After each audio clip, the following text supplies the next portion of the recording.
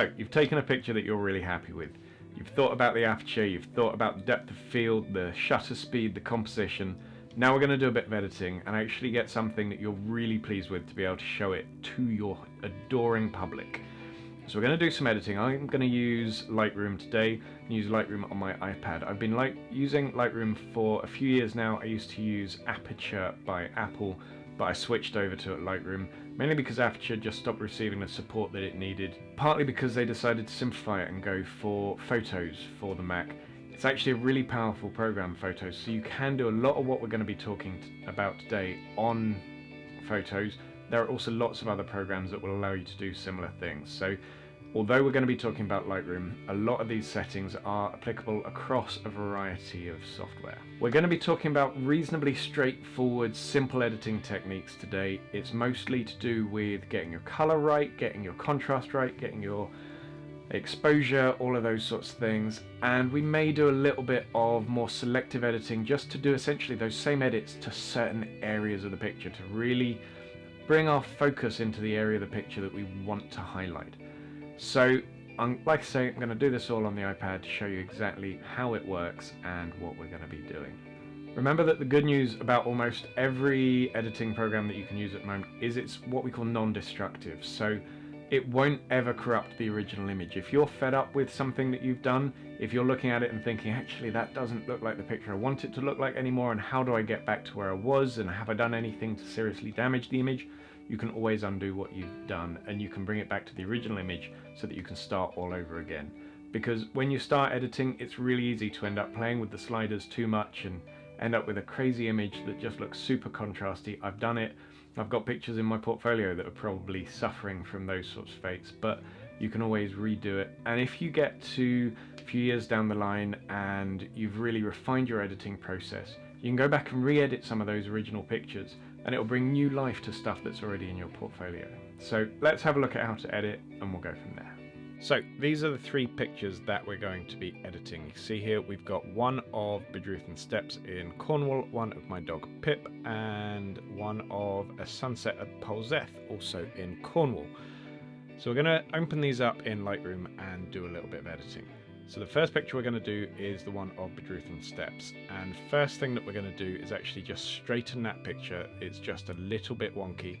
And then we're going to change the crop. I know that this is going to be presented on my screen at work, which is a 16:9 ratio, so it's much easier to be able to crop it to that rather than have it try and stretch or anything like that. What we're then going to do is actually just get the composition exactly where I want it. I'm going to bring it slightly below where would normally be the rule of thirds, but I want to get the bottom edge of that rock right into position. Once we've done that, we're going to do the auto expose. Now this is the computer's own idea of exactly what is correct, and so it may not be necessarily exactly to your taste. So we're then going to open up the light tab. We're going to start playing with the exposure, the contrast, highlights, shadows, whites and blacks, just to be able to get that exactly where we want it. Once we've done that, we're going to open curves. And what I tend to do with pictures like this, particularly because I know the way that it presents on the screen that I have at work, so I'll lift the blacks slightly and then introduce just a little bit of contrast by creating that S curve within the curves line. Once we've done that, we're going to look at the color, and I'm going to increase the color temperature just because actually it just makes it feel warmer. We're also going to have a little bit of play with the tint, simply because actually the water, I want the water to look a little bit more blue because it really had that amazing, almost Caribbean color, and I want to bring that out. I'm going to play with the vibrancy just to make sure that really pops. Once I've done that, I'm going to open up the effects tab and I'm going to introduce a little bit of clarity and a little bit of vignette. Vignette is a completely personal choice.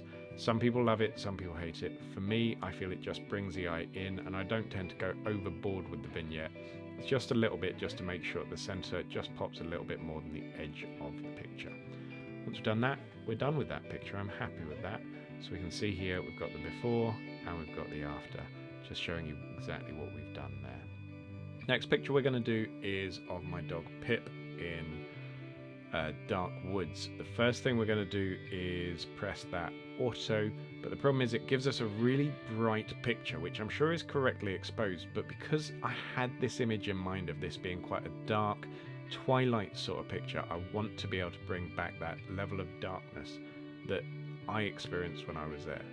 So we bring the exposure down and bring the contrast down, and we start to play with the highlights and the shadows, the whites and the blacks, just to be able to get it to where I want it to be, so we've got all the detail contained within that picture. Once we've done that, we'll then play with the curves again, just because I want to decrease the contrast in the blacks, but I actually want to increase the contrast in the highlights, just to be able to make sure that it brings out the details that I remember seeing when I was there. Because remember, the camera doesn't work the same way as the human eye, and we just want to be able to play with that to give us exactly the image that we want. Again, just tapping on the screen gives us our before and after, so we can see exactly what we're looking at. In terms of the color temperature, it's quite a difficult one with a picture like this. That actually, playing with the sliders, you could end up playing and adjusting all day, but by using the dropper tool and just clicking on the back of her, where I know she's white anyway, it will give us a really accurate color temperature straight away. I'm also just going to bring the vibrance up slightly, and I'm going to bring the saturation down very slightly, just to be able to essentially bring up a little bit of contrast in the colors, but actually not make the colors too strong. We're then going to adjust the clarity, and I'm going to put a much stronger vignette on this because I really want to emphasize the idea of that tunnel of trees going off into the background. So once I've done that, I'm then going to crop it. So I'm really happy with that, and I'm going to crop it for Instagram. So what I'm going to do, I know that the tallest Instagram crop that they allow is a 4:5, so I'm going to bring it into a 4:5 and bring her into the lower third. Once we've done that, I'm going to have a brief play with the color mixer, essentially. And what this does, it just allows me to be able to bring out certain colors within that image. And so the greens, I just want to mute them slightly. So actually, I want them there, but I want to mute them very slightly. And I want them very definitely more green than yellow, which is why I'm also then bringing down the saturation of the yellow. We're also going to bring up the earthiness by actually bringing out that saturation of the orange, and just making sure that everything looks much richer and earthier and quite twilight, quite autumnal there. I'm happy with that. I think that looks pretty good. We're then going to actually do a selective area here, and I'm going to select the gradient tool. If you haven't used this before, the red area is the area that will be affected, but often if you end up doing it that you select the red area, you can't actually see easily the area that you're working on. So what I sometimes do is actually do an inverse selection initially so that I can see exactly the area I want to work on, and then flip the gradient tool so I can work on precisely the right area. And all we're wanting to do with this is darken that lower left hand corner. It just looks a bit too bright at the moment. It means that the eye is distracted by that slightly dark area. So we're going to use this gradient tool to just darken that area. We're going to put the contrast down, we're going to put the exposure down, we're going to take the shadows down, just to try and bring the eye out of that area and bring it onto Pip a little bit more. And what this will do is just give us a slightly more selective approach to where we want to have those details. Again, this is before and after. Last picture we're going to do today is this sunset. This was one of the most incredible sunsets that I've ever seen. It just went on for hours. I took pictures of this for about an hour and a half, and it just kept developing, kept changing. But this surfer was very helpful and just stood exactly where he needed to be for about a 2-second exposure.